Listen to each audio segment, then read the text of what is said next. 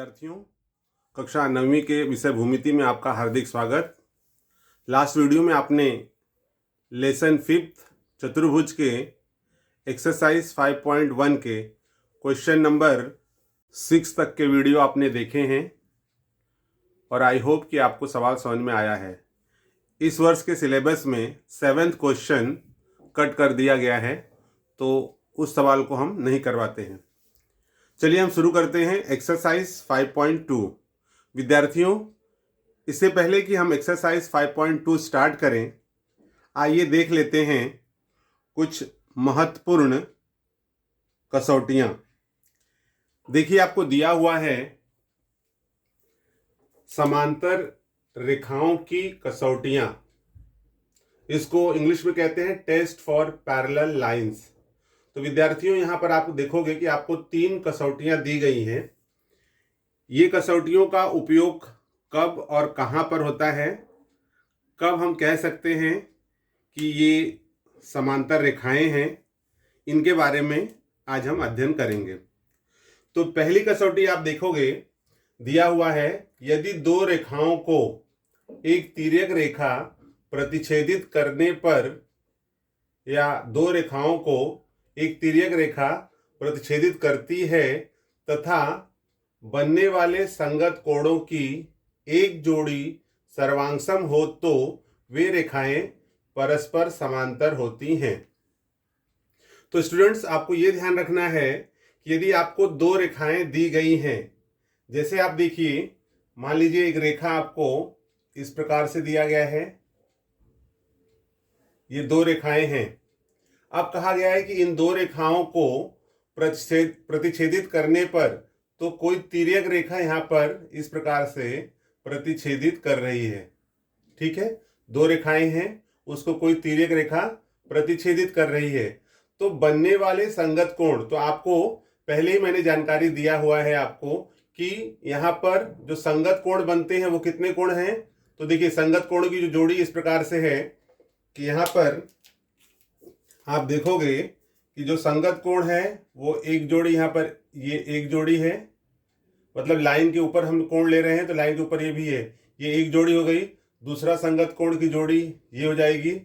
तीसरा लाइन के नीचे है तो यहाँ भी लाइन के नीचे, और चौथा यहाँ लाइन के नीचे है तो यहाँ भी हो जाएगा। तो इस प्रकार से 4 संगत कोणों की जोड़ियां होती हैं। अब इसमें कहा गया है यदि 2 रेखाओं को कोई तिर्यक रेखा प्रतिच्छेदित करती है, तब बनने वाले संगत कोणों की एक जोड़ी, कोई भी अगर संगत कोण बन रहा है और उसमें यदि एक जोड़ी सर्वांगसम हो, मान लो अगर यहाँ पर दिया है ये 40 अंश और यहाँ भी दिया हुआ है 40 अंश, तो एक जोड़ी आपको सर्वांगसम दिख रहा है। यदि 2 रेखाएं हो, उनको कोई तिर्यक रेखा प्रतिच्छेदित करता हो और संगत कोण जो बने हुए हैं, तो आप जानते हो कि 4 कोण बनेंगे, 4 जोड़ियां बनेंगी, कोण 8 बनेंगे, लेकिन संगत कोणों की 4 जोड़ी बनेगी। उन 4 जोड़ियों में यदि कोई भी एक जोड़ी सर्वांगसम है तो हम कह सकते हैं कि ये 2 रेखाएं परस्पर समांतर हैं।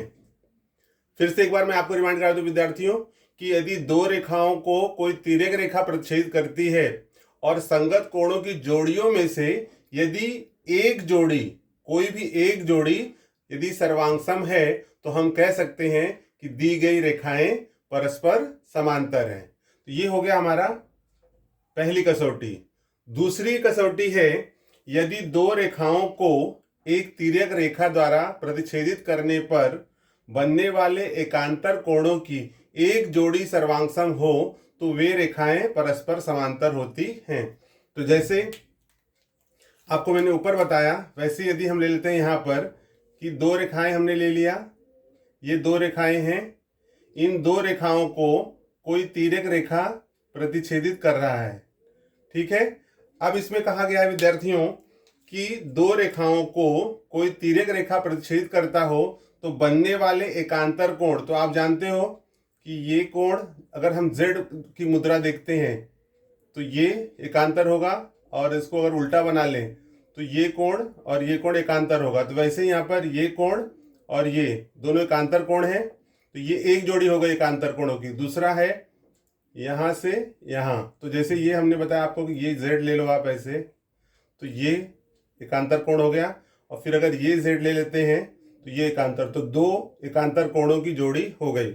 अब इसमें कहा गया विद्यार्थियों, यदि दो एकांतर कोण बन गए हैं तो इन एकांतर कोणों की एक जोड़ी यदि सर्वांगसम हो, तो दोनों जोड़ी में से यदि एक जोड़ी, मान लो यहां पर आपको दिया हुआ है 30 अंश और यहां भी होगा अगर 30 अंश, तो ये दोनों अगर सर्वांगसम है, कोई भी दो जोड़ी में से कोई भी एक जोड़ी सर्वांगसम होना चाहिए। ये कंडीशन, ये शर्त है कि आपको जब भी दिया गया होगा, दो रेखाएं दी गई हैं, तिर्यक रेखा दिया गया है और उसकी यदि एक जोड़ी सर्वांगसम हो तो हम कह सकते हैं कि दी गई रेखाएं परस्पर समांतर होती हैं। तो ये हो गया विद्यार्थियों समांतर रेखाओं की दूसरी कसौटी।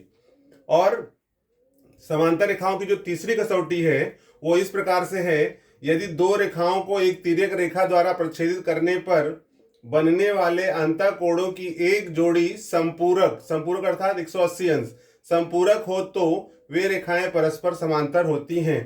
तो यहां भी है, जैसे इसके पहले के दो हमने देखा है स्टूडेंट्स, वैसे यहां भी होगा कि आप दो रेखाओं को ले लीजिए, ये दो रेखाएं हैं, इनको यदि कोई तिर्यक रेखा प्रच्छेदित कर रहा है यहां पर, तो इन दो रेखाओं को, यदि दो रेखाओं को कोई तिर्यक रेखा प्रच्छेदित कर रहा है तो बनने वाले जो अंतःकोण हैं, तो यहां पर आप देखोगे कि आपको दिया हुआ है अंतःकोणों की एक जोड़ी संपूरक हो तो ये अंतःकोण है, यहां पर दो रेखाओं के बीच में जो कोण बन रहा है वो अंतःकोण है और ये मिलकर के होता है 180 अंश, यहां भी होता है 180 अंश। दोनों तरफ अंतःकोणों की दो जोड़ी होती है, एक जोड़ी राइट साइड, एक जोड़ी लेफ्ट साइड। इसमें कहा गया है यदि समांतर रेखा मतलब दो रेखाएं दी गई हों और उनको कोई तिर्यक रेखा प्रच्छेद कर रहा हो, इस आधार पर यदि अंतःकोण इनका जो योगफल है यदि 180 हो रहा है, अर्थात अगर संपूरक हो, तब हम कह सकते हैं कि दी गई दो रेखाएं परस्पर समांतर होती हैं। आई होप स्टूडेंट्स आपको समांतर रेखाओं की कसौटियां ये समझ में आ रहा है। फिर से आपको मैं एक बार रिपीट कर दूं कि test for parallel lines, what is test for parallel lines, समांतर रेखाओं की कसौटियां क्या होती हैं। तो नंबर 1, यदि आपको दो रेखा दी गई है, उसे कोई तिर्यक रेखा प्रच्छेदित कर रहा है, संगत कोणों की एक जोड़ी यदि सर्वांगसम होती है तो वे रेखाएं समांतर कहलाती हैं। ये हो जाएगा आपका समांतर रेखाओं की कसौटियों का पहली कसौटी। दूसरी है, यदि दो रेखाएं दी गई है, उसे कोई तिर्यक रेखा प्रच्छेदित कर रहा है और बनने वाले एकांतर कोणों की कोई भी एक जोड़ी सर्वांगसम हो तो हम कह सकते हैं कि दी गई रेखाएं समांतर हैं। तीसरा है, यदि दो रेखाओं को कोई तिर्यक रेखा प्रच्छेदित कर रहा है, बनने वाले अंतःकोणों की एक जोड़ी संपूरक हो, तो आप जानते हो अंतःकोणों की दो जोड़ी होती हैं, उसमें से कोई एक जोड़ी यदि 180 अंश का है तो हम कह सकते हैं कि दी गई रेखाएं परस्पर समांतर हैं। तो इस प्रकार से विद्यार्थियों समांतर रेखाओं की कसौटियां आपको समझ में आया है।